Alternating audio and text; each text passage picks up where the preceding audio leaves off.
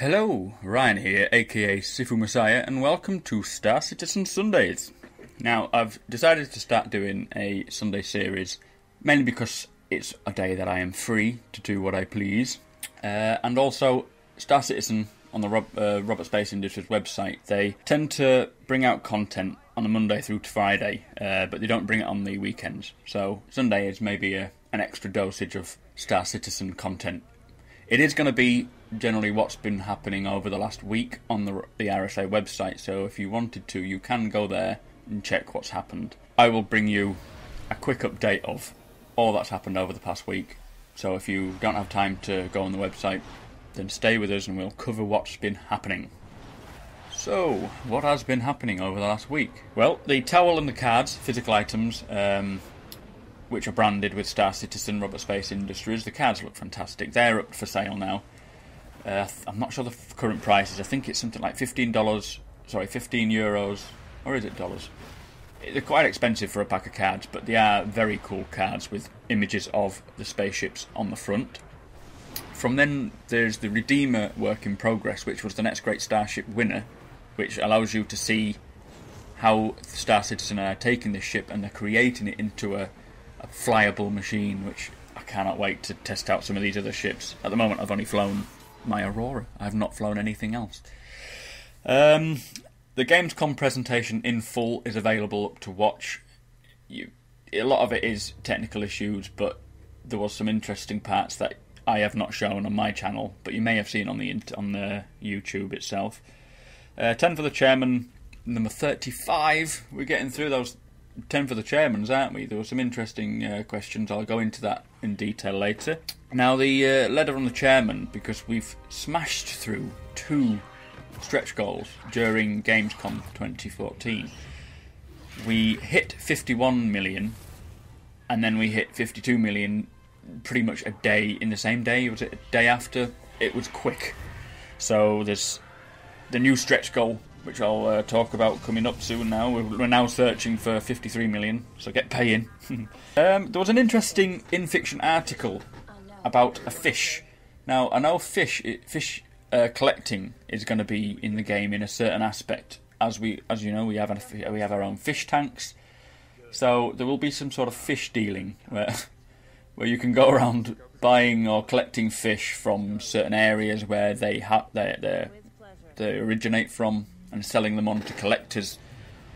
Interesting concept. I think I might dabble in it myself. I'm not sure. We'll see. But it was to do with a tangfish, which I'm not sure if I'm going to explain. You might want to read it. If you don't, it's fine. I wouldn't worry about it. You're not missing too much. But it's an interesting article if you like all the fiction. Fan Spotlight music was up, where people have created their own music for Star Citizen. So if you want to get in the mood, or if you want to put it into your jukebox in your hangar to get you prepared for the next game modes that are coming out, then by all means do that. It'll be quite a riveting time, I think. I know I've got some Avenged Sevenfold playing in my hangar at the moment, but I probably can't show that on YouTube. I might get into trouble. Now, currently, as we speak, I believe they are at Prime, PAX and DragonCon. Now, 2 teams have split and gone, one team to Dragon's Con, 1 team to PAX Prime. I think Chris Roberts is at PAX Prime. I've seen an interview of him there, so whether he's going to dart across Dragon's Con, I don't know. I wouldn't have thought so. But yeah, there'll be some more news coming out about what they're doing there. So without further ado, let's get on with the first part of Star Citizen Sunday. So, last thing first, the latest thing on the RSA website is to do with the Arena Commander patch 0.9, which has been delayed, unfortunately. I have full faith in them. If they feel like they need to delay this, then they'll do it, and I will trust in them. I'm not annoyed. I think I would rather have a full product than little snippets that are buggy, because there are quite a few bugs. I know they've mentioned some sort of back-end bugs on the servers for the first time, people not connecting to the game modes, and also the main bug, which they say is a game stopper, which is true. It's the leaderboards. The leaderboards aren't functioning, so if you're racing, you need to know who's first, who's second, who's third, and who's the loser. It's important. So if that's not working, then they're not going to launch it. which is good. I believe in that. Now, with the new patch, I believe there's coming the M50 and the 350R. They're now flyable in engine, which you can expect because they are the racers. Now, my concern is I only own the Aurora LX, so I'm not going to be racing that in the Murray Cup. That would be silly, because it's a slow ship. It's not a racer, you know. So I wonder how it will work. I assume it will be like a racing game. You know, if you go into, I don't know how it works. I suppose you would be able to borrow the ships in a way to fly them. I think it's a simulator. I think they're making it in fiction as a simulator rather than the actual Murray Cup. I know they've brought a name for the actual simulator. You know, like how we all knew that the dogfighting module was the dogfighting module, and then it changed to Arena Commander, and we're still getting used to it, to be honest. New Horizon. I believe that's the Arena Commander version, so it's like a test place. I'm not sure if it's a real racing track like that you can actually visit in-game. I know it will be when the Persistent Universe is out. I'm babbling now because I'm trying to explain something that I think you already know what I'm trying to explain. I'm just going to leave it there. So Vandal Swarm co-op mode is going to be released as well. That will be exciting. Obviously, we've only had the single-player Vandal Swarm, so the co-op will be far more interesting. Teaming up with, I think it was 4 players that you can take. I'm looking forward to that. I've just got to find 4 friends. I wish I had 4 friends. Private matches, you can set up your own private matches. There are different new control schemes which you can choose, and I think in a later patch, not this one, but one coming out shortly afterwards, they're going to allow you to customise your controls, which will be good. I mean, at the moment, I'm used to the controls they have. I find them fine, but over time I will hear ideas and ways of making it maybe more efficient, so I'll look into that, and I might even try them out, see how it works. But yeah, that's the update so far on Arena Commander 0.9. Now, hopefully every day, like they did with Arena Commander, on the Monday, Tuesday, Wednesday through the Friday, they might put up a daily update. I'm not sure if they will, they haven't mentioned it, but I'm hoping so, just until they get it out. But that should be following pretty soon, but obviously they're quite busy at PAX Prime and DragonCon, so hopefully it'll happen soon. So, going back the week, back to the beginning again, the Redeemer work in progress from the 4 Horsemen. There's 27 pictures, like what they did with the Idris recently, where we got to see the inside and all the way they're creating it to be ready for the game. Now, as I say, there's 27 pictures. I'll put a few up now, but I'll try and get those pictures up there. And yeah, you can see all the work that's there. You go and visit on the website if you're interested, because they go into detail, and you can see the conversations between, I think there was Chris Smith,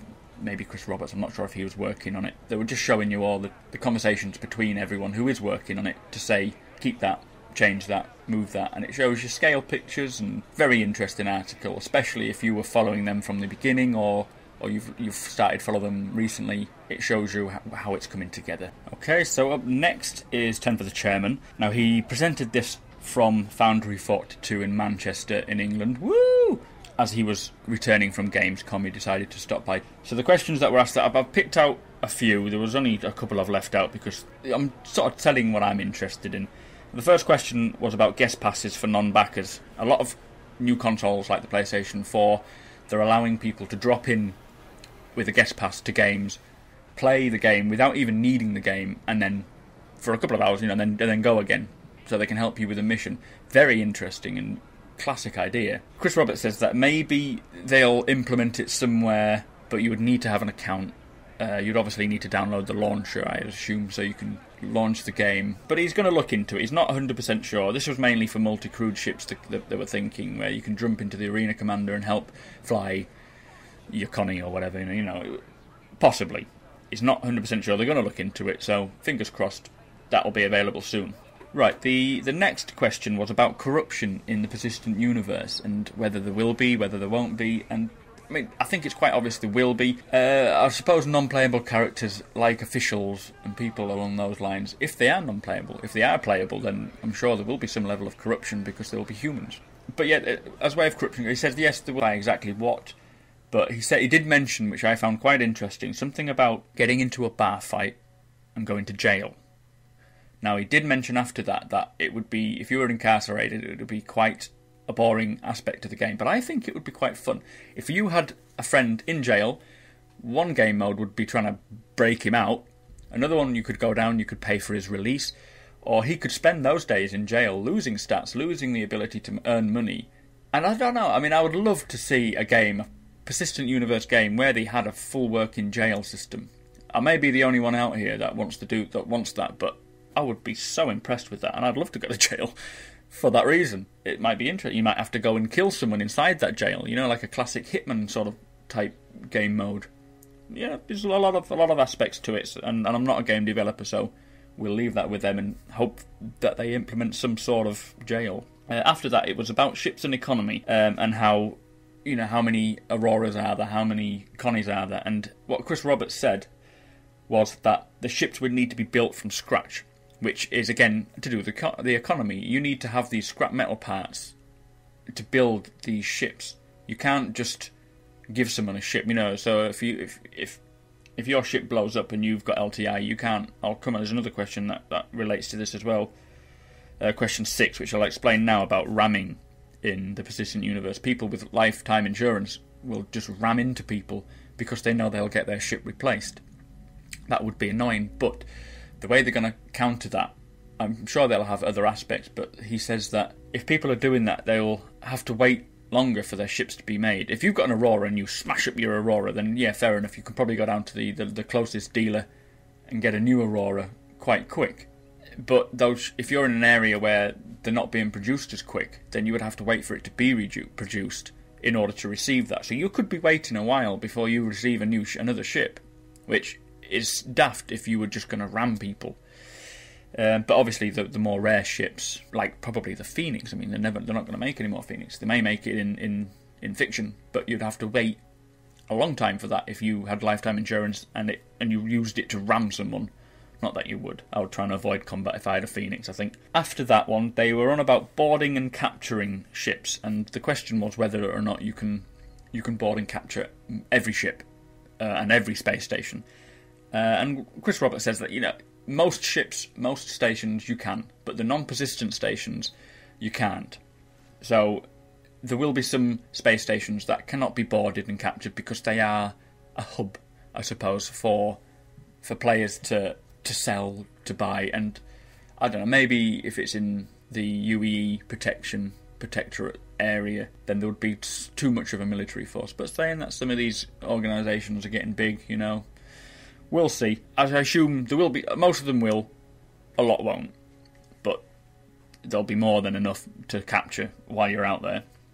The fifth one, which I found very interesting, was 3D voice. Now, like in Armour, they have the Acre mod, which allows you to have distance and 3D sound. So if someone's off in the distance, they can shout and you might be able to pick them up. It'll be realistic, like DayZ, the same way DayZ works. You need to be close proximity to speak to someone. You know, and he did mention actually that if you're wearing a helmet, it will affect your voice. It will be a bit muffled like this. Whereas if you take the helmet off, it'll be open. So that's good. They're going to have a full voice system. After that, I picked up the jump point. Did I say? Yeah, jump points, about different sized jump points. Are they all going to be one size for every ship to pass through? And Chris Roberts says, basically, no. They're going to be different sizes. So there will be smaller jump points for small ships to get through, whereas bigger ships will have to take a longer route to get to the same point. And he says that the big jump points will most likely become the trading lanes. So if you've got your Starfarer, you know, you're not going to be able to get through a jump point that only 300i can get through. You're going to have to take the proper route. It's I suppose it's like the main roads and the back roads. Your main roads will be busy, protected, and they will be your trading lanes because they are used constantly. Now your back roads are your sort of maybe shortcuts, you know, but not necessarily. Sometimes they might not be policed, so if you try and think, well, I'll skip this journey through the main ones and go a quick route, you can probably guarantee there's going to be pirates waiting somewhere at the jump points or en route to the jump points. It's an interesting, you know, it creates the fiction, it creates the immersion and the realism. After that, he mentioned about one of the questions was about the Connie commercial, where they came down onto a planet. They discovered they managed to map a jump point, find a planet, and there was these aliens, very Space Oddity style. Odyssey, I keep doing that. Now, he says that yes, you can probably name the planet, you can definitely name the jump points, but they asked if you can sell the planet or kill everything on the planet. Now, he didn't mention about selling the planet. I'm not sure how that would work. What he did mention was the Fair Chance Act, which is an in-fiction thing, which I think was on the commercial. It had a little small print. where if you discover somewhere or a planet and it's got its own life forms, the Fair Chance Act came in, so you cannot kill the inhabitants because you need to give them a fair chance to evolve and live out their lives. So that would be interesting. I don't know. You probably, if you land and they start attacking you, then yes, you can start killing them. But as a way of wiping out a full planet of its life, I don't even think that's going to be possible. But we'll see. So yeah, that's it for the 10 for the chairman. We'll see what's up next. So up next was the letter from the chairman. Now, during the time at Gamescom 2014, I believe we were on the 50 million stretch goal, and we smashed through 51 and 52, which means that we get the manned manoeuvring unit. Now, that sounds awesome, and it is. It's like an EVA suit, so if you're doing your precision mining, he said, or salvaging, you can wear a unit. It was a manned manoeuvring unit, which gives you 6 hours of uninterrupted EVA. It has 24 nozzle thrusters, and basically I think you climb inside it, and it's probably got little arms, or it is maybe a suit you put on that can allow you to move much more control, and that's going to be exciting. If you have that on your ship and you go into a place where you're going to mine, you can just use that. You can connect to it, fly out, collect all the little bits. I mean, I'm just spitballing, I don't know how it's going to work, but that's exciting, and we're getting that. That's coming. They've also said that they've partnered with AMD to bring an exclusive ship, which is the Mustang Omega racer variant. So we now have the 350R and the M50, but I think they also mentioned, what's that ship that's on the bottom of the Connie? I can't remember what it's called. You'll know what it is. So there's 4 racer variants now, which there was only 3 before. So now we know the Mustang Omega, but the way they've called it, it's the Accelerated Mass Design AMD for the fiction of the game, as it's the AMD skin for the Omega. So that's quite cool. So I think what will happen if you buy a certain graphics card from AMD, you will be given this ship when the Persistent Universe, or maybe before, for the Murray Cup. I would have thought so. So that's good. I mean, I tend to stick to NVIDIA. That's just my opinion. You can do what you like.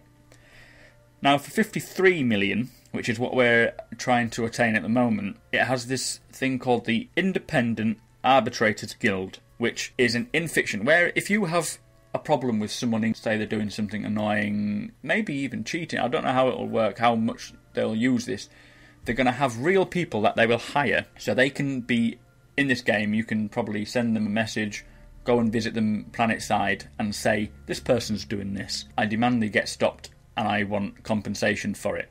Maybe someone's in your organisation is stealing, and the most law-abiding way to get them out is to get them arrested or whatnot. And so, you can go and sue them in this actual guild, who will hold a lawsuit for you. I'm not 100% sure how it will work, but this is going to be an interesting aspect. And if they're hiring people, hell, I'll have a job, a paid job. It'd be brilliant. But yeah, so they're actually hiring, I think. I'm not sure if they're hiring now. I'm sure they'll have to flesh out what's happening first, but damn, that'll be cool. So the 54 million stretch goal, they asked, let me just quickly look this up, Tony Zurovec, who is the universe director. They asked him what he would like to see. So they're passing it around the office. Let's get some interesting ideas from the crew. And he wants more detailed AI activities. So they're gonna introduce, I think, 10 more different AI characters. So you've got a bartender, a doctor, the entertainer. I mean, the entertainer will be interesting. He'll be on the street entertaining, or maybe in clubs and bars and whatnot. The doctor will obviously help you, repair you, give you fake arms. A nurse, same as the doctor. Sanitation worker, so will there be a build-up of rubbish and crap on the street that this sanitation worker will drive round in his little buggy and collect up? Security guard, which will be interesting if you're trying to infiltrate somewhere. You've obviously got to think about this. So it's like a game in itself, isn't it? A shopper, just walking around shopping. Tourist, a vagrant, like a homeless person, a bum, and a vandal. Not a vandal, not an alien, but a vandal who's smashing things, probably graffitiing. And all these characters will have their daily routines. And I mean, that's just going to be fantastic, having all this variation in AI. So it will be like, when you go planet-side, it'll be like a living, breathing planet where people are doing the daily things. Not to mention you will have human players. It'll be interesting if they actually don't highlight the human players to the AI players, and you can only tell by watching them. So you can actually blend in. If you're on a hit. Maybe if you're trying to kill someone and you want to follow them, you don't want to have a big marker above your head that says, over here, I'm a player. You want to be able to blend in, like Assassin's Creed in a sense. You know, you flow with the crowd, and then at the right moment you strike when he's having a shit. So that's basically the letter for the chairman. Let's get that next stretch going. So next was Around the Verse episode 11 with Sandy Gardner and Ben Lesnick. Now they start with showing their Ice Bucket Challenge. They nominated Rob Irving, Eric Wingman Peterson, and Mark Skelton with his gold shirt to do it, and they did theirs as well. They nominated some more people and so on and so forth and then so on and so forth. I won't go into that. News is that the UK team, they're working on Racetracks for the racing build. The M50 ejection is complete. The Squadron 42 group have been creating the exteriors for the Shuben station. I think it's a mining station, isn't it? Which is part of the main missions of Squadron 42. And with that, they've mentioned that there's going to be the gyroscope, the refinery, science wings, living quarters, and then they said a laser refinery, which sounds interesting. And this is cool because if they're creating the exteriors and the interiors for these areas, that means we're going to visit those areas and we're going to have, I think the way it works, you will fly with your squadron down, or maybe one other person, to this Shuben mining base, land, and then have to explore what's happened there. Now, if this is going to be some sort of Dead Space thing where you land on this place and you go in and there's some sort of creature, that'll be epic. I cannot wait for that. And I think the first episodes of Squadron 42, or maybe the full Squadron 42, is going to be ready for next year, hopefully early next year. I think it's early. But apparently Chapter 1 of Squadron 42 has been completely signed off by Chris Roberts. It's done, and now they're working on Chapter 2. Also, they've finished the Moby Glass, the user interface, and the armour for Squadron 42. That's also complete. Now they're working on carrier-based landings as well, which is apparently proving to be quite difficult due to the real physics of the game. Apparently it's just as difficult as if it would be in real life trying to land this thing. So I think they're trying to work that out, get it to a reasonable standard. And after that they talk about the persistent universe. They're creating the visual effects on jump gates and cargo containers. They've generated missions which will, I think, generate themselves, so they don't have to create the missions. They've got 3 already created that they're testing out now. That's currently running. Kythera, they do the AI. They're updating the AI for the Persistent Universe and for the PlanetSide module to Tony Zerovec's spec, which he is hoping to get with the new 10 different characters, or AI. The Mustang is now animated. They're reviewing the Idris again. I'm not sure why they're doing that. I know they did it last time and it looked fine to me, but obviously there's certain things they need to finish,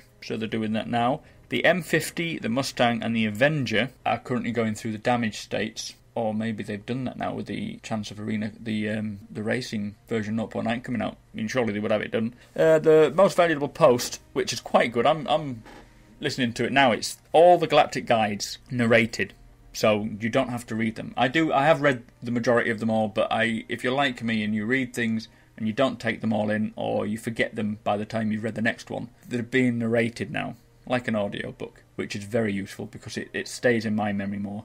I tend to listen to them if I'm walking somewhere or if I'm having a bath. Oh yes. There was a little snippet of the sound. Well, in fact, there was quite a large snippet. It was interesting, of the sound designers, which is Luke Hatton and Stefan Rutherford from the UK, who are doing the sound now for Murray Cup. They did the sound for Arena Commander, but they're putting in like F1 sounds to the engines, and they create all the noise that you hear while you're racing. They have the engine sounds. Really cool, interesting information there. If you're interested in sound or sound development, watch that. I'd definitely recommend it. Bug Smashers was to do with the M50 HUD. The 3D elements of it, when you're in first person, it looks fine. You know, they pop up in the cockpit. Everything's good. When you switch to third person, they're outside the cockpit. They've not clipped into they're not inside the cockpit, so he explained how he did that. The interview was with Matt Intriari. He's the lead tech artist, and he just sort of explains about the tools that they've actually created to help themselves while creating shit. And hopefully, if you're a modder yourself, hopefully some of these tools will be in your hands. So if you're looking forward to modding Star Citizen, watch that. He might explain some of the mods, the tools that they allow you to use. The sneak peek at the end was, I think we've seen a few bits of it already. They mentioned they were in a magazine, and it's the artwork for the Gladiator bomber. So yeah, that's interesting again, but I've seen the majority of them but there's some more pictures up. So if you're interested in that sort of thing, check it out. So that was it for this edition of Star Citizen Sunday. I hope you liked it. Leave a comment to let me know what you want to see next time, if there's a better way of doing things. And I'll see you again next week. So don't forget to subscribe, otherwise you'll miss out. Like it if you did, dislike it if you didn't. And I'll leave you now with, this was the Gamescom 2014 multi-crewed Connie gameplay. Very exciting stuff. So, see you again. Bye bye.